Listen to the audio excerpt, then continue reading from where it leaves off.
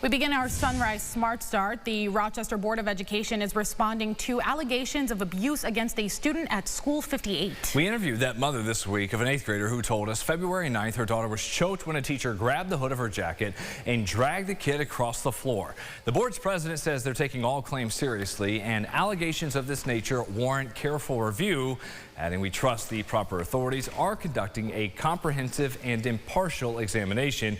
You can find the rest of that full statement as well as the interview we had with that girl's mother over at rochesterfirst.com. State police believe more children may have been abused by a daycare worker at Doodlebug's Child Care Center in Greece. 24-year-old Noah Heffler of Rochester pleaded guilty to 1 count of endangering the welfare of a child Wednesday. Heffler is a former employee at the daycare. Police say the investigation began in November 2024 with multiple victims sharing incidents of abuse while under Heffler's supervision outside of a child care setting. He was originally charged with sexual abuse. Investigators ask anyone with information to contact the State Police Rochester Bureau of Criminal Investigation at 585-398-4100. News 8 has reached out to Doodlebugs for comment. Hearing from many, part of an outraged crowd that rallied outside City Hall last night demanding changes after a series of complaints regarding dog abuse cases here in the city. The protest came after a landlord's video spread on Facebook of dogs kept in poor conditions by a tenant on 3rd Street during weeks of harsh winter weather. And just last week, an animal rights group sued RPD in an effort to prevent more cases of animal neglect. We heard from a different neighbor who detailed the years of abuse she witnessed with dogs on Sherman Street. In a letter to the community, the head of Lollipop Farm acknowledges the concerns and explained they are evaluating how to strengthen operations and to improve responsiveness to better safeguard pets who need immediate intervention. They also emphasize, while yes, you may be outraged over some things, they have to work within legal limits. The Greece Town Board has unanimously voted to eliminate what many view as excessive benefits for management-level employees. The old policy allowed certain staff to cash out unused sick time when they retired. According to town records, 3 managers who left at the end of last year received a payout in the hundreds of thousands of dollars. The new policy does away with that benefit, which was not available to other employees. The town says management staff will be treated consistently and will pay the same premium contribution they paid while actively employed. This move is estimated to save $100,000 annually. The younger brother of King Charles, Andrew Mountbatten Windsor, has been released from police custody in Britain but is still under investigation after the former prince was arrested yesterday in connection to his ties to Jeffrey Epstein. Investigators are looking into whether Andrew shared confidential government information with the disgraced financier during his time as a British trade envoy. Andrew has long denied any wrongdoing in the Epstein scandal.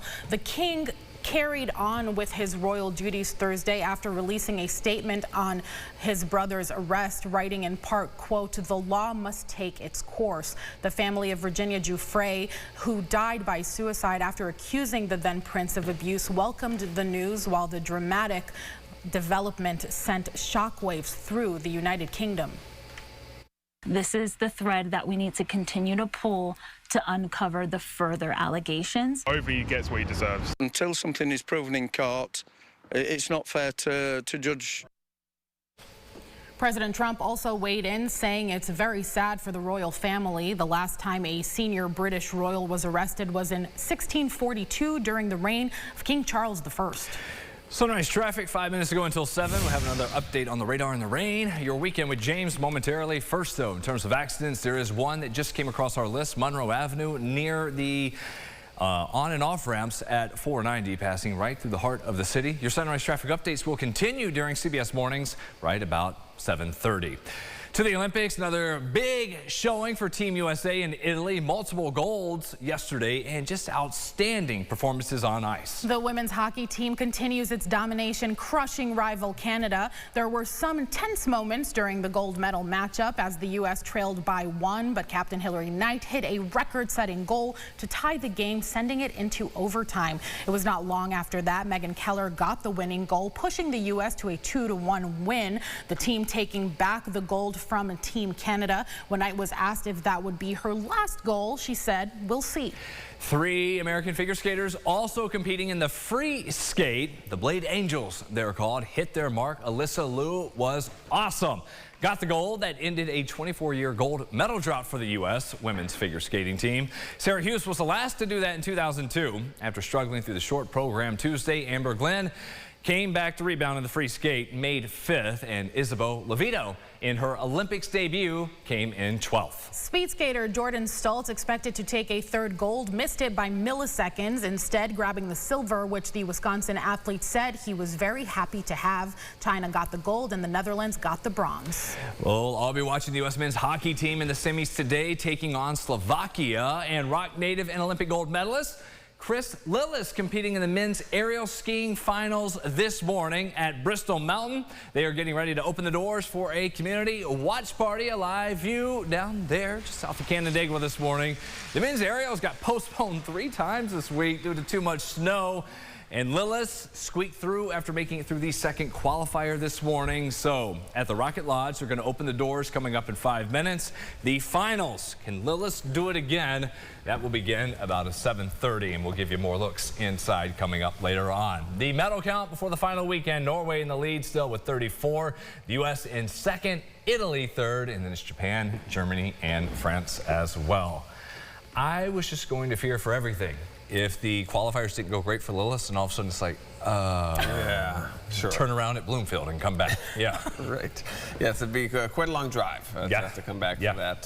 But if we're tuning into that, maybe we're also watching Second Cup of Sunrise. That's going to be a good one. Lots to talk about. And we'll be discussing this rain as well. You can see it. A big blob of heavier showers. Livingston County, Ontario, over into Milo there as well in Penn and expect this rain for another couple hours. Ron always wants to know what we're going to talk about. How about Thai food, Chinese food, birthday invites, or not so much? We'll share that story coming your way on the streaming app. That's also at the top of RochesterFirst.com. That does it for us. Thanks so much for watching. Our next update is in 30 minutes. CBS Mornings up next.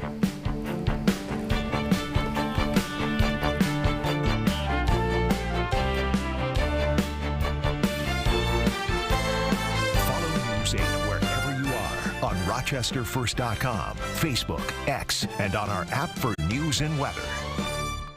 Get the Rochester First streaming app today for everything you love from News 8 On Demand, plus exclusive shows you won't see anywhere else. Search ROC and download for free on Roku, Amazon Fire, and Apple TV.